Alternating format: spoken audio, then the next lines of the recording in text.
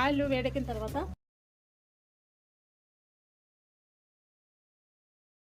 పోపు దినుసులు వేగిన తర్వాత కట్ చేసుకున్న ఉల్లిపాయ ముక్కలు వేసుకుని కరివేపాకు వేసుకుని పచ్చిమిర్చి సీరికల కింద వేసుకుని దోరగా సన్న మంట మీద వేగనిచ్చుకోవాలండి. ఉల్లిపాయ వేగిన తర్వాత టమాటా ముక్కలు వేసుకుని బాగా మగ్గనివ్వాలి. ఒక హాఫ్ స్పూన్ పసుపు, స్పూన్ కారం, హాఫ్ స్పూన్ ధనియాల పౌడర్తో దోసకాయ ముక్కలు వేసుకోవాలి. ముక్కలు కిందికి మీదకి కలబెట్టి టేస్ట్ టమాటా దోసకాయ ఇవన్నీ ఒకసారి కలబెట్టుకుని 2 వెల్లుల్లి రెబ్బలు దూదుగా దంచుకుని ఈ ముక్కల్లో కలుపుకోవాలి. కొద్దిగా వెల్లుల్లి